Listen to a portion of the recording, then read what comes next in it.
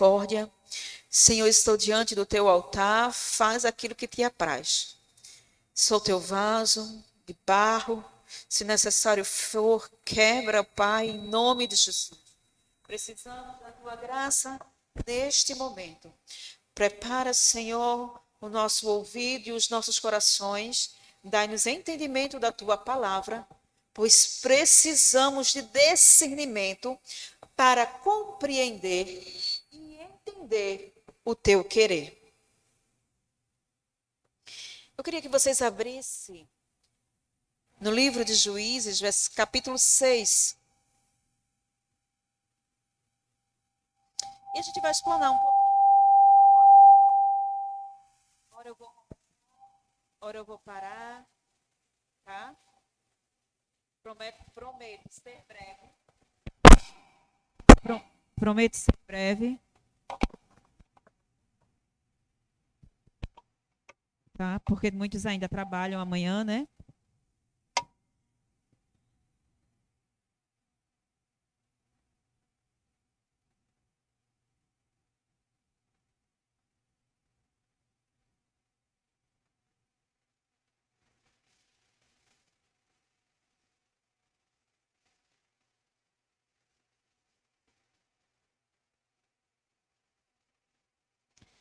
No versículo 1 vai dizer assim: e os filhos de Israel praticaram o que era mal perante o Senhor. Por isso, o Senhor os entregou nas mãos dos medianitas por 7 anos. Quantos anos foram? 7 anos. Esse texto ele vai relatar uma fase crítica na história de Israel, marcada por uma crescente desobediência. Israel quebra a aliança com Deus. E como é que ele quebra a aliança com Deus? Israel começa a levantar altares para Baal. Israel começa a se afastar dos caminhos do Senhor.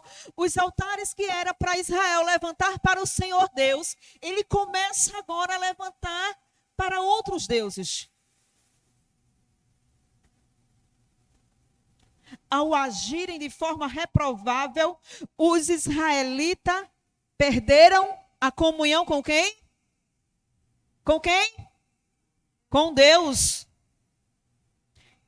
Como resultado, foram entregues ao poder opressor dos medianitas por um período de 7 anos. Mas quem procurou isso? O próprio Israel. Se afastou da promessa que o Senhor os fez. Esqueceu de onde o Senhor o tirou. Porque, amados, Israel era povo escolhido de Deus. Mas, ora, aqui e acolá, eles começavam as práticas do Egito, a adorar outros deuses,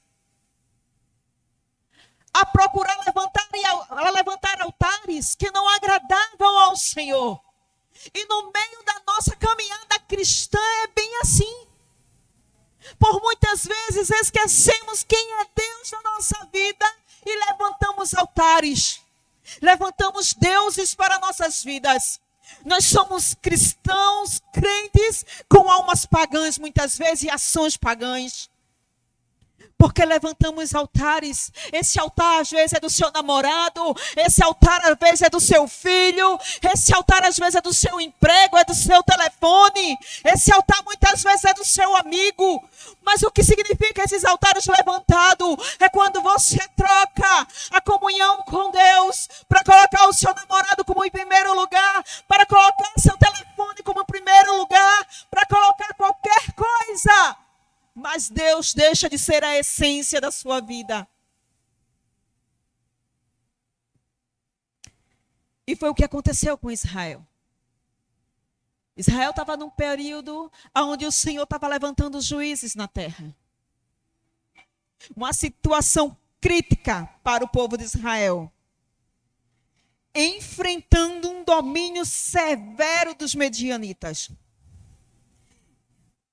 Os israelitas estavam sendo forçados a abdicar sua segurança e conforto, buscando abrigos em covas, cavernas e refúgio nas montanhas. Amados, levantar altares que não são do Senhor tem consequência. Tem uma historinha por aí dizendo: o que importa para o Senhor é o meu coração. O que importa, o que o Senhor quer é o coração. O Senhor não só quer o teu coração, o Senhor quer a tua mente, quer teu corpo, quer tua atitude, quer teus pensamentos. O Senhor não quer você por metade. Que altares, nessa noite eu quero fazer uma pergunta. Que altares, aleluia, Clara, que altares temos levantado para o Senhor? Qual é o altar que temos levantado para Ele nessa noite?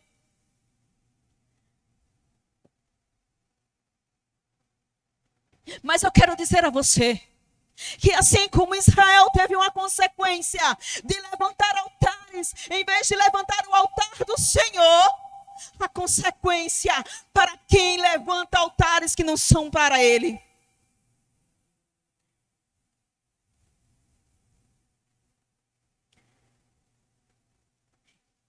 Esse texto reflete não apenas uma opressão física, mas o impacto psicológico e a luta e a necessidade da sobrevivência. Israel estava agora numa condição de vulnerabilidade, entregue aos seus inimigos, por consequência de suas atitudes.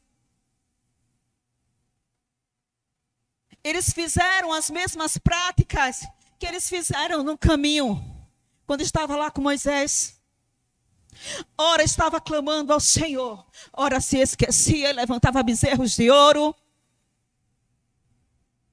Ora dizia, lá onde nós estávamos era melhor. Existe uma coisa em nós, irmãos, chamada murmuração. Muitas vezes nós nos lembramos daquilo que o Senhor tem feito em nossa vida. E por um percurso de momento, nós desviamos o nosso caminho do alvo que é Jesus.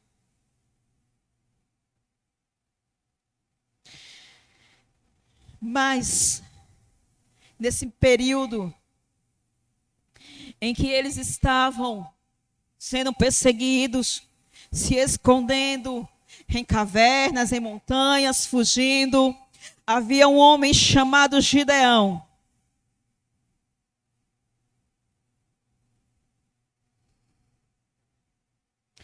Que estava no lagar. Eu queria que vocês lessem comigo no versículo 11, que diz assim: Então o anjo do Senhor veio e se assentou debaixo de um carvalho que está em Ofra, que pertencia a Joás, a Arbiesrita. E Gideão, seu filho, estava malhando trigo no lagar, a fim de protegê-lo dos medianitas.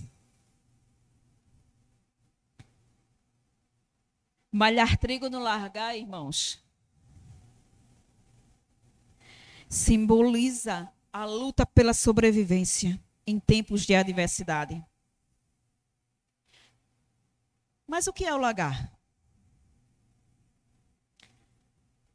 O trigo, ele precisava para o seu alimento diário. Quando os medianitas, os inimigos de Israel, se aproximavam deles, o que acontecia? Tudo que era de Israel era saqueado. Ovelha, gado, alimentos eram saqueados. Lugar de malhar trigo é na eira. Um lugar aberto, espaçoso, aonde o vento bate. Aí quando o vento bate e ele está ali tirando as palhas para pegar o fruto ali, a semente, para fazer o pão. O vento separa as palhas, tira as impurezas, é mais fácil. Mas por muitas vezes,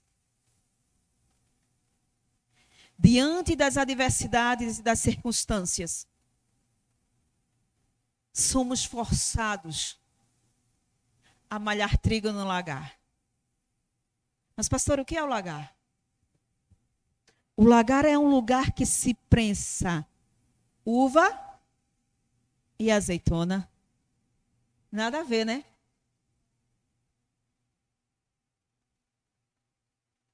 Lagar é lugar de se prensar uva e azeitona.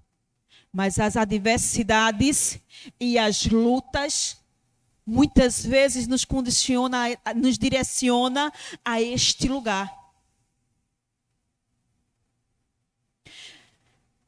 Mas o que é mais interessante é que Gideão se adapta ao ambiente.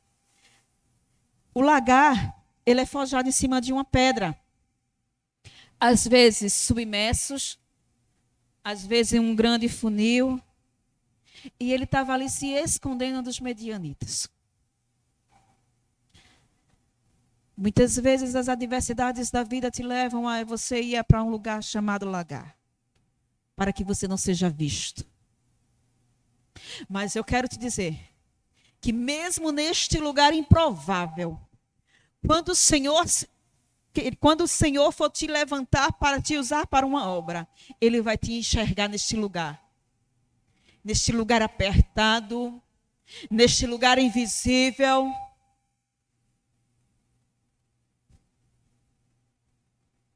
Imagine comigo. Um lugar que não tinha vento, porque onde era prensado a azeitona e a uva, não tinha vento. Não era lugar de malhar trigo. Você já imaginou a dificuldade de Gideão para separar o trigo das palhas, tirar todas as impurezas? Foi trabalhoso. Mas naquele lugar o Senhor estava enxergando. O Senhor estava preparando Gideão. Lagar também é lugar de preparo. Talvez você não esteja prensando a uva, nem prensando a azeitona. Talvez você esteja malhando o trigo com toda a dificuldade, tirando as impurezas do trigo. Mas é nesse lugar que o Senhor está te enxergando. É nesse lugar que o Senhor está te vendo. O Senhor, Ele não vai te levantar antes de você passar pela preparação. Antes de você passar por esse lugar imprensado. Talvez hoje você esteja no lagar. Eu vou sentar aqui e vou ficar bem quietinha, porque eu não quero que ninguém me veja. Eu fiz isso aqui dentro da igreja por muito tempo. Quando ia dar a bênção apostólica, eu já estava quase chegando em casa. Mas sabe por que eu estava nessa condição de lagar? Escondida? Porque eu estava ferida. Eu estava sangrando. Existiam feridas em mim que estavam pustemadas. Mas o anjo do Senhor me viu. E nesse processo de lagar, eu fui tratada, curada. Eu não sei a condição que você está nessa noite. Talvez você não esteja nesse extremo. Cada um com as suas guerras. Talvez você jovem esteja aqui, o teu lagar seja a tua timidez, teu abandono familiar, teu abandono paterno, teu abandono materno. Talvez o teu lagar nessa noite seja porque você não consegue se incluir diante de uma sociedade de jovens. Ou porque um dia você subiu nesse altar e hoje você já não consegue subir por vozes que alguém te disse alguma coisa que lhe travou. Mas o anjo do Senhor te encontrará. Porque Israel começou a clamar. Israel já não aguentava mais aquela situação. E ele começa a clamar. Aí o Senhor envia o anjo ao encontro de Gideão.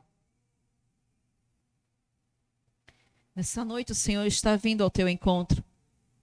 E Ele está dizendo, eu estou te vendo, malhando trigo no lagar. escondido aonde ninguém te vê. Mas não se preocupa não, que eu estou forjando o teu caráter. Eu estou forjando tua condição física. Eu estou forjando tua condição emocional, tua condição mental. Porque o que eu tenho nessa noite preparado para você é muito mais além do que você imagina. Eu tenho algo maior. Mas não se preocupe não, no lugar do lagar tem tratamento, tem cura, tem libertação, tem providência. E a primeira coisa que Gideão faz ao encontrar com o anjo do Senhor, quando ele diz que dele será usado para libertar Israel dos medianitas, ele diz: Senhor, se tu estiveres comigo, tu ainda vais fazer prova do Senhor. Faça a prova do Senhor, irmãos. Fica aqui que eu volto. Se for o Senhor mesmo que está comigo, recebe a minha oferta. O que é que Gideão está fazendo? Levantando o altar para o Senhor. Consertando altares. Altares que foram quebrados pelo seu povo, pelo seu pai. Ele conserta altar. Ele oferece holocausto ao Senhor. É tempo de adorarmos ao Senhor. É tempo de estarmos glorificando e levantar altares da santificação, da comunhão, da união, da perseverança. Não é mais tempo de estar escondido. O Senhor trará você para um lugar que você será visto por muitos. Mas não será visto para você se engrandecer, não. Você será visto porque você será apaixonado por almas. Você será apaixonado pelo reino. Você respirará Jesus Cristo. Você exalará o perfume dele. As tuas atitudes, os teus pensamentos serão apenas para ele. Lugar de lagar, irmãos, é lugar de preparação. Eu queria convidar a você nessa noite a ficar em pé.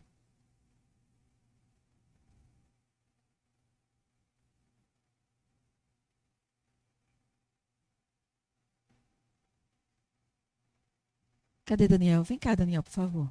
Vem cá. Pode vir, Renata. Eu queria que vocês viessem aqui à frente. Nós já vamos encerrar.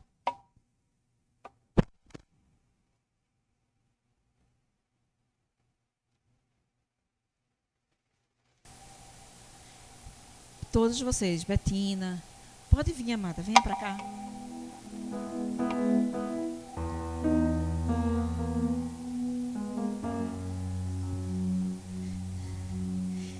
Sabe o que é que eu acho lindo quando a gente pensa que nós não estamos sendo vistos? O Todo-Poderoso, ele aparece. Ele é aquele que cura as nossas feridas. Eu não sei o que aconteceu, que no meio do caminho você se deteve. Mas eu queria que você colocasse as mãos no seu coração agora nessa noite, no ato de fé. Talvez você esteja escondida, sobrevivendo apenas de um alimento que o Senhor tem dado, uma porção. Tem um hino que eu sou muito apaixonada por ele, que diz assim: Gideão era um improvável, tá? Gideão era o improvável.